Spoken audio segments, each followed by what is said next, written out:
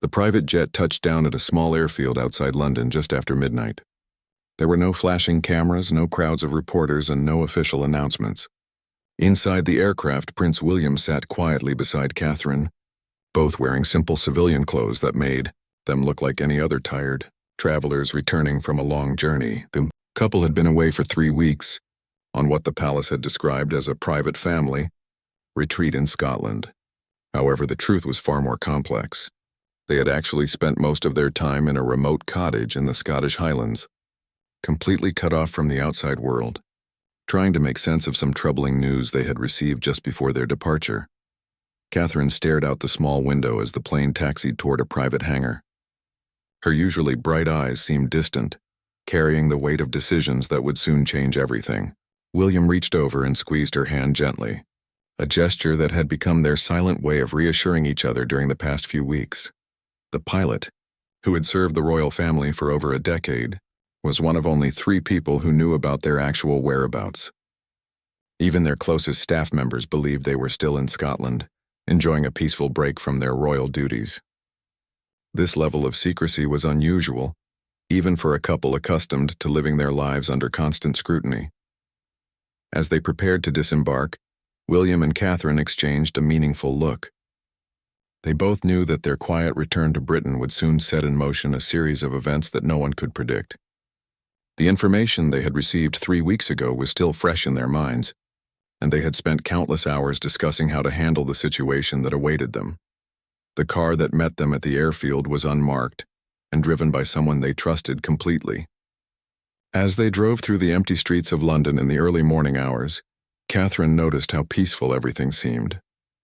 Soon, this tranquility would be shattered by the news they were about to share with the world. Their destination was not Kensington Palace, as everyone would expect, but a small private residence that few people knew existed. This safe house had been prepared weeks in advance, stocked with everything they would need for what could be an extended stay away from the public eye. William helped Catherine out of the car, and together they walked toward the entrance of the modest building. The weight of their secret felt heavier with each step. Inside, a small team of trusted advisors was waiting for them, people who had been briefed on the situation and were ready to help them navigate the challenging days ahead. The living room was dimly lit, creating an atmosphere that matched the gravity of their situation. Catherine settled into a comfortable chair while William paced slowly, his mind racing through all the possible outcomes of their decision to return unannounced. They had rehearsed this moment many times during their weeks away, but now that it was actually happening, both felt a mixture of anxiety and determination.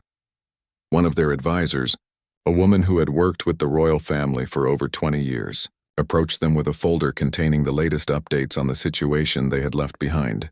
The news was not encouraging, but it confirmed their decision to return when they did. As the first hints of dawn began to appear outside the windows, William and Catherine prepared themselves for what would undoubtedly be one of the most challenging periods of their lives. They had returned to Britain with a plan, but they also knew that plans could change quickly when dealing with matters of such importance. The silence in the room was broken only by the soft ticking of an antique clock on the mantelpiece. Each tick seemed to bring them closer to the moment when their secret return would become public knowledge, and when the carefully constructed privacy they had maintained for the past 3 weeks would come to an end. Catherine stood up and walked to the window, looking out at the quiet street below. Somewhere out there, the world continued to believe they were still enjoying a peaceful retreat in Scotland.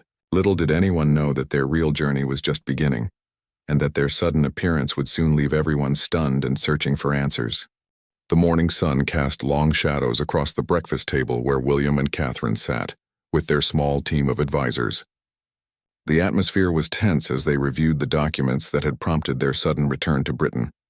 Dr. Margaret Henley, the palace's senior communications director, spread several newspapers across the table, all featuring speculation about the royal couple's extended absence. Catherine picked up one of the papers and read the headlines aloud. The stories ranged from rumors about her health to wild theories about family disagreements within the royal household. None of them came close to the real reason for their disappearance, which was exactly what they had hoped for during their time away. William studied a confidential report that had been delivered to their hiding place just hours earlier. The information contained within it confirmed their worst fears about a situation that had been developing behind the scenes for months. A trusted family friend had been secretly gathering evidence about financial irregularities within one of the royal charities, and the findings were more serious than anyone had initially suspected. The charity in question was one that Catherine had personally championed for several years, focusing on mental health support for young people. The discovery that funds had been systematically diverted for personal use by a senior administrator had hit her particularly hard. She felt a deep sense of responsibility for not noticing the warning signs earlier. Dr. Henley explained that the investigation had reached a critical point while they were away. The evidence was now substantial enough to warrant police involvement, but the timing was extremely sensitive. Any premature disclosure could damage not only the charity, but also undermine public trust in the entire royal charitable network. William stood up and walked to the window, his shoulders carrying the weight of difficult decisions ahead. He had always prided himself on the transparency and integrity of their charitable work, and this situation threatened to undermine everything they had built over the years. The irony was not lost on him that their efforts to help others had been exploited by someone they had trusted completely. Catherine joined him at the window, and together they watched the normal rhythm of London life continuing outside. People walked to work, children played in nearby parks, and traffic moved steadily through the streets. None of these people knew that a royal scandal was brewing that could potentially shake public confidence in the monarchy itself. The advisor team had prepared 3 different strategies for handling the crisis, each with its own risks and benefits. The first option involved immediate public disclosure, taking control of the narrative before the story broke in the media. The second approach suggested a gradual revelation of facts, allowing time to implement damage control measures. The third and most controversial option involved attempting to handle the matter quietly through legal channels while maintaining public silence. As the morning progressed, William and Catherine found themselves gravitating toward the first option, despite its inherent risks. Their instinct was to be honest and transparent with the public, even if it meant enduring a period of intense scrutiny and criticism. They had learned from past royal scandals that attempting to hide problems usually made them worse in the long run. Dr. Henley warned them that choosing immediate disclosure would likely result in a media frenzy unlike anything they had experienced before. The story would dominate headlines for weeks, and every aspect of their charitable activities would be examined under a microscope. Their privacy would become even more limited than usual, and they would need to be prepared for aggressive questioning from journalists and critics. Catherine sat back down at the table and began reading through witness statements that had been collected during the investigation. The betrayal of trust was evident in every document, but what struck her most was how systematic and calculated the fraud had been. This was not a case of someone making poor decisions in a moment of weakness, but rather a deliberate and ongoing scheme to steal money intended for vulnerable young people. The financial losses were significant, but Catherine realized that the real damage was to the reputation and credibility they had worked so hard to build. Young people who were struggling with mental health issues had been counting on the support that these stolen funds were supposed to provide. The human cost of the betrayal was something that would stay with her long after the legal proceedings were completed. William returned to the table and placed his hand on Catherine's shoulder. They had made their decision about how to proceed, and now they needed to prepare for the consequences. Their quiet return to Britain was about to become very public indeed, and their sudden appearance would leave everyone stunned as they took control of a story that threatened to define their legacy. The secure phone rang at exactly 10 o'clock, interrupting the intense planning session that had been ongoing since dawn. William answered immediately, knowing that only a handful of people had access to this particular number. The voice on the other end belonged to Detective Inspector Sarah Collins from the Metropolitan Police, and her tone was urgent. Inspector Collins informed them that the investigation had taken an unexpected turn overnight. The suspected administrator, James Morrison, had apparently become aware that he was under suspicion and had attempted to flee the country. He had been detained at Heathrow Airport just hours earlier, carrying a briefcase containing documents that could provide crucial evidence in the case. Catherine felt a mix of relief and apprehension as William relayed the news to the room. On one hand, Morrison's arrest meant that the investigation could move forward more quickly. On the other hand, his attempt to flee would likely attract media attention, making it even more difficult to control how the story unfolded in the public domain. Dr. Henley immediately began making calls to her contacts in the press office, trying to gauge whether any journalists had already picked up on Morrison's arrest. The royal family had worked hard to maintain good relationships with media outlets, and these connections often provided early warnings about developing stories. Meanwhile, Catherine reviewed the charity's financial records with their accountant, trying to understand the full extent of the damage. The numbers were worse than they had initially feared. Over the past 2 years, Morrison had systematically diverted nearly £500,000 intended for mental health programs into personal accounts. The money had been used for luxury vacations, expensive cars, and even gambling debts. What made the situation even more painful was that during this same period, the charity had been forced to turn away dozens of young people seeking help because of supposed budget constraints. These individuals had been denied support while Morrison lived lavishly on stolen funds. William found himself struggling with feelings of anger and betrayal that he rarely experienced. As someone who had dedicated his life to public service, the idea that someone would exploit charitable work for personal gain was particularly offensive to him.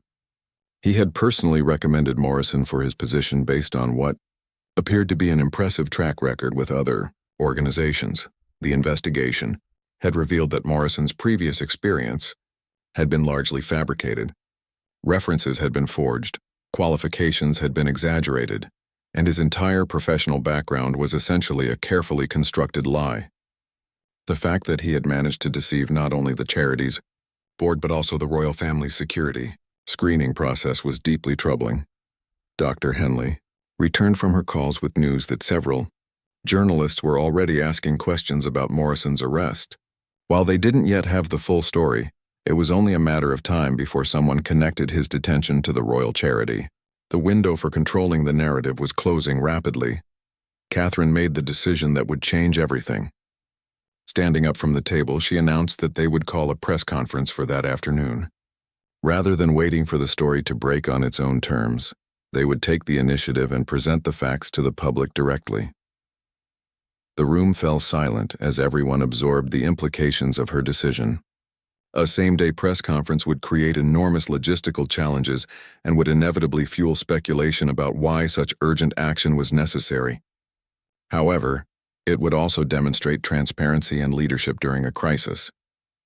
William supported his wife's decision immediately, recognizing that her instincts about public communication were usually correct. They had learned from watching other scandals unfold that attempting to minimize or delay disclosure often backfired spectacularly. Better to face the storm head-on than to be swept away by it. The next few hours would be crucial in determining how the public and media would perceive their handling of the crisis. Dr. Henley began coordinating with Buckingham Palace to arrange the necessary facilities and security for the press conference, while other team members worked on preparing talking points and anticipating difficult questions. Catherine spent time reviewing every detail of the case one more time, knowing that she would likely face intense scrutiny from experienced journalists who would be looking for any inconsistencies or gaps in her knowledge. She felt the weight of responsibility, not just for her own reputation, but for the young people who had been betrayed by Morrison's actions. As word began to spread about the hastily arranged press conference, speculation mounted throughout London about what the royal couple might announce. Their sudden appearance after weeks of absence, combined with the unusual urgency of the situation, left everyone stunned and searching for answers about what could possibly be so important that it required such dramatic action. The press conference room at Buckingham Palace buzzed with unusual energy as journalists hurriedly set up their equipment. Word had spread quickly through media circles that William and Catherine would be making an unscheduled announcement, and speculation was running wild about the reason for their sudden appearance after weeks of supposed retreat in Scotland. Catherine stood before a mirror in a private room adjacent to the press hall, adjusting her navy blue dress and checking her appearance one final time. She had chosen this particular outfit carefully, wanting to project both authority and approachability. The gravity of what she was about to reveal required her to appear completely composed, even though her heart was racing with nervous energy. William paced behind her, reviewing his notes one last time. They had decided that Catherine would take the lead in addressing the media, given her personal connection to the affected charity. He would provide support and answer questions about the broader implications for royal charitable activities. Neither of them had slept much the night before, but adrenaline was keeping them alert and focused. Dr. Henley knocked on the door and entered with a final update on the media attendance. Every major British news outlet was represented, along with several international correspondents who had rushed to London after hearing about the impromptu announcement. The room was packed beyond capacity, with some journalists standing along the walls and others positioned in the overflow area with live video feeds. The palace's head of security briefed them on the arrangements that had been made to ensure their safety during and after the press conference. Given the unexpected nature of the announcement and the high level of public interest, extra precautions had been implemented to manage crowd control and prevent any disruptions. As they walked toward the press room, Catherine reflected on how different this felt from their usual public appearances. Normally, their events were carefully planned weeks or months in advance, with every detail choreographed to ensure smooth execution. Today, they were essentially improvising on one of the most important communications of their royal careers. The moment they entered the room, camera flashes erupted like lightning, and the murmur of conversation immediately died down. William and Catherine took their seats at a simple table positioned in front of a blue backdrop, bearing the royal coat of arms. The formal setting seemed to underscore the seriousness of whatever they were about to announce. Catherine began by thanking the media for attending on such short notice and acknowledging that their sudden appearance had undoubtedly raised many questions. She spoke slowly and clearly, making direct eye contact with various journalists around the room to establish a sense of personal connection despite the formal circumstances. She then revealed the real reason for their extended absence from public duties. Rather than enjoying a peaceful retreat in Scotland, they had been dealing with a serious crisis involving one of their most important charitable initiatives. The discovery of significant financial irregularities had required their immediate and complete attention to ensure that the situation was handled properly. The room remained completely silent as Catherine explained the basic facts of the case. James Morrison, the senior administrator of their mental health charity, had been systematically stealing funds intended for vulnerable young people. The theft had been ongoing for over 2 years and had resulted in substantial financial losses that had directly impacted the charity's ability to provide needed services. When she mentioned Morrison's arrest at Heathrow Airport while attempting to flee the country, several journalists began taking notes furiously. This detail had not been reported in the media yet, and Catherine's decision to reveal it publicly demonstrated their commitment to complete transparency about the situation. William then spoke about the broader implications of the fraud for their charitable work. He emphasized that while this was an isolated incident involving one individual, they were implementing new oversight procedures to prevent similar problems in the future. He also announced that they would be personally covering the financial losses to ensure that the charity's programs could continue without interruption. The question and answer session that followed was intense but respectful. Journalists asked about the selection process for charity administrators, the oversight mechanisms that had failed to detect the fraud earlier, and the impact on other royal charitable activities. Catherine and William answered each question honestly, even when doing so was personally uncomfortable. One particularly challenging question came from a veteran royal correspondent who asked whether they felt personally responsible for the harm caused to young people who had been denied services due to the stolen funds. Catherine's response was emotional but controlled as she acknowledged their sense of responsibility and outlined specific steps they were taking to reach out to affected individuals. As the press conference concluded, both William and Catherine felt a sense of relief, mixed with apprehension about how their revelations would be received by the public. They had chosen transparency over damage control, honesty over public relations management.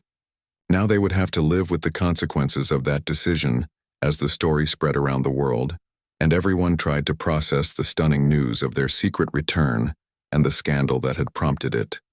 Within hours of the press conference ending, news of the royal charity scandal dominated every major news outlet across Britain and beyond.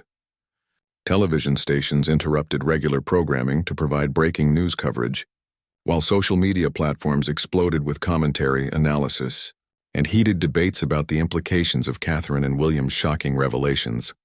Back at their secure location, the royal couple watched the coverage unfold with a mixture of fascination and concern. The initial response from major newspapers was surprisingly positive, with many editorial writers praising their decision to address the crisis head-on rather than attempting to hide or minimize the problem.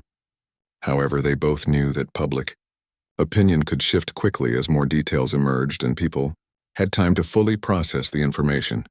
Dr. Henley coordinated a steady stream of follow-up interviews and statements from palace officials, working to ensure that accurate information was being reported, while managing the inevitable flood of media requests for additional access.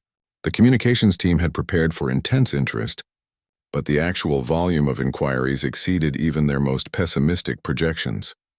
Catherine spent much of the afternoon on the phone with representatives from other royal charities, reassuring them that the Morrison case was isolated and would not affect their ongoing work. Many of these organizations had expressed immediate concern about potential damage to their own fundraising efforts and public credibility, fears that Catherine understood completely. The most difficult calls were with young people who had been directly affected by the charity's reduced services during the period when Morrison was stealing funds. Catherine personally spoke with several individuals who had been turned away from programs that might have provided crucial support during mental health crises. These conversations were emotionally draining, but necessary to begin the process of rebuilding trust. William focused on the legal and administrative aspects of the crisis response. He worked closely with police investigators to ensure that the royal family's cooperation with the criminal case was complete and transparent. He also coordinated with forensic accountants, who were attempting to trace all of the missing funds and identify any additional financial irregularities.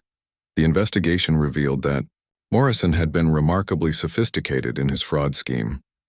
He had created fake invoices for non-existent services, established shell companies to receive diverted payments, and even manipulated the charity's reporting systems to hide the missing money from routine audits. The level of planning and execution suggested that he had been preparing for this fraud long before he even applied for the position. As evening approached, polling data began to emerge showing public reaction to the day's revelations. The numbers were better than either William or Catherine had dared to hope, with a significant majority of respondents expressing approval for their handling of the crisis. Many people seemed to appreciate their honesty and willingness to take personal responsibility for the problems within their charitable network. However, the polling also revealed some concerning trends. A substantial minority of respondents questioned whether the royal family should be involved in charitable work at all, given the potential for exactly this type of scandal. Others suggested that the incident demonstrated poor judgment in personnel selection and oversight, raising broader questions about their management capabilities. The international response was equally mixed, but generally more positive than domestic reaction. Foreign media outlets focused primarily on the transparency and accountability demonstrated by William and Catherine, contrasting their approach with how similar scandals had been handled by other public figures in recent years. One unexpected development was the immediate outpouring of donations to the affected charity from members of the public who wanted to help replace the stolen funds. Within just 6 hours of the press conference, online donations had exceeded £50,000, demonstrating that many people were more interested in supporting the charity's mission than in dwelling on Morrison's betrayal. Catherine was particularly moved by messages from young people who shared their own experiences with mental health challenges and expressed gratitude that she had fought to protect the charity's programs despite the personal cost. These communications reminded her why she had become involved in mental health advocacy in the first place and strengthened her resolve to continue the work regardless of the obstacles. As night fell over London, William and Catherine finally had a moment to reflect privately on the events of the day. They sat together in their temporary residence, exhausted, but feeling that they had made the right decision to be honest with the public about the crisis they had been managing behind the scenes. The television in their living room continued to broadcast analysis and commentary about their stunning appearance and the revelations that had left everyone searching for answers about what would happen next. Tomorrow would bring new challenges as the legal case against Morrison proceeded, and they worked to rebuild the charitable programs that had been damaged by his actions. But tonight, they could at least feel that they had handled an impossible situation with integrity and courage, even though the full consequences of their choices remained to be seen. 3 days after their explosive press conference, William and Catherine found themselves dealing with consequences they had never anticipated. The story had evolved beyond a simple charity fraud case into a broader examination of royal transparency and accountability that was reshaping public discourse about the monarchy's role in modern Britain. The morning newspapers brought a mixture of support and criticism that reflected the complex nature of public opinion. Conservative publications praised their decisive leadership during a crisis, while progressive outlets questioned why such extensive charitable activities were necessary in a properly functioning welfare state. International coverage remained largely positive, but domestic debate had become increasingly polarized. Catherine received an unexpected phone call from Jennifer Walsh, a 19-year-old university student who had been denied mental health support during the period when Morrison was stealing funds. Rather than expressing anger or resentment, Jennifer wanted to thank Catherine for her honesty and invite her to speak at a student mental health awareness event that was being organized.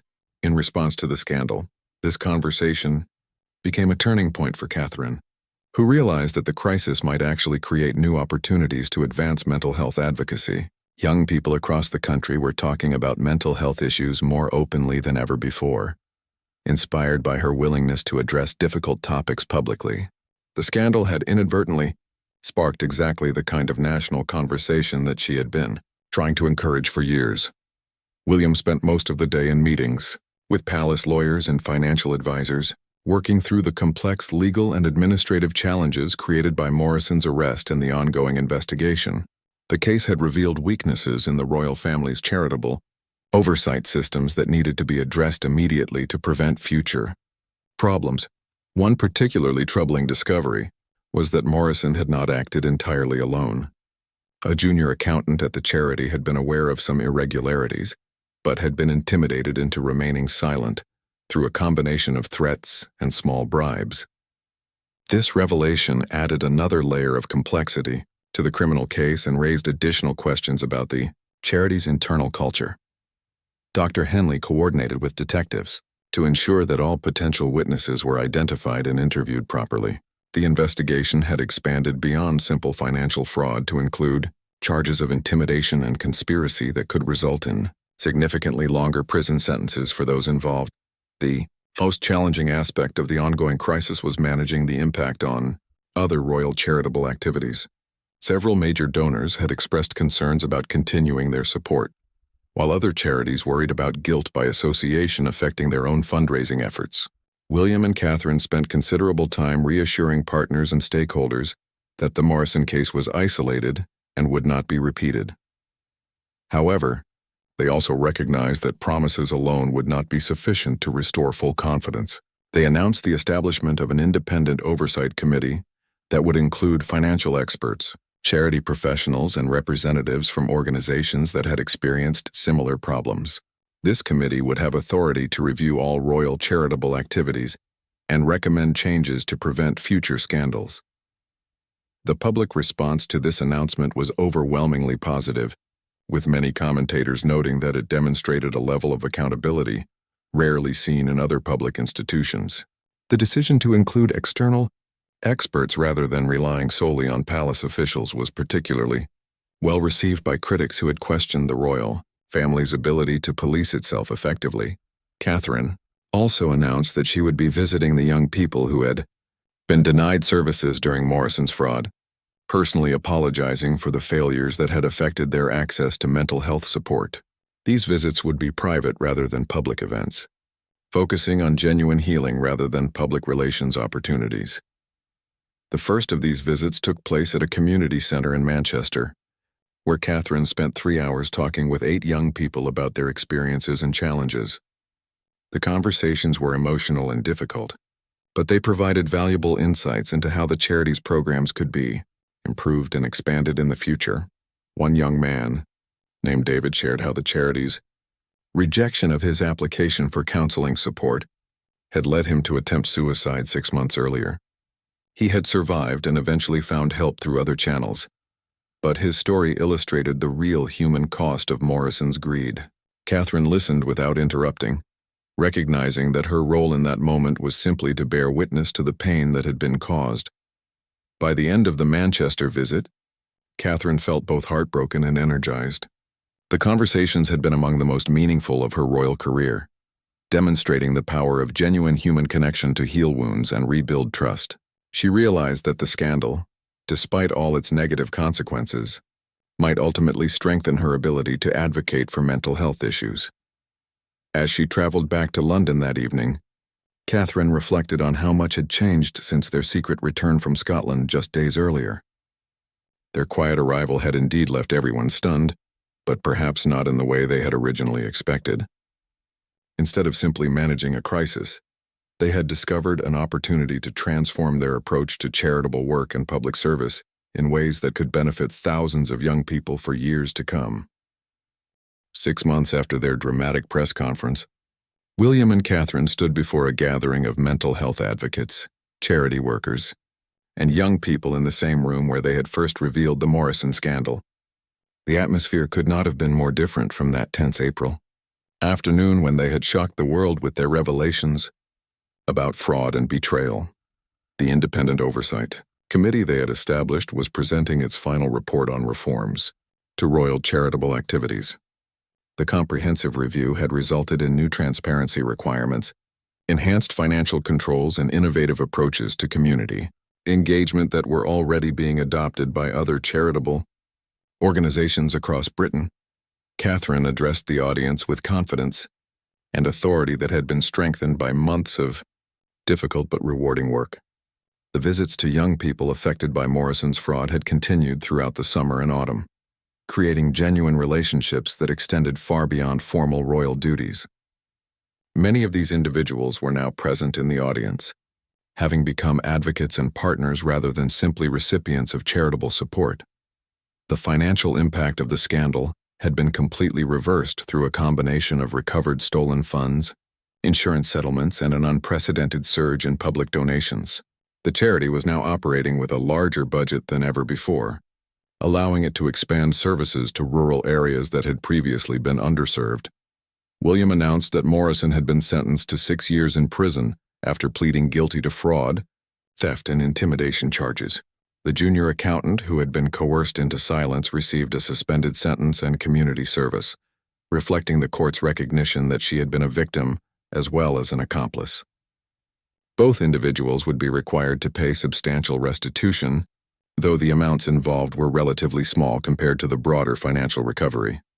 More importantly, the legal proceedings had established precedents for handling similar cases involving charitable fraud that would benefit organizations throughout the sector. The transparency with which William and Catherine had handled the crisis had been cited by legal experts as a model for how public figures should respond when faced with scandals involving their charitable activities. The transformation of public opinion had been remarkable to witness. Polling data showed that trust in royal charitable work was now higher than it had been before the scandal broke, suggesting that their decision to prioritize honesty over damage control had been vindicated.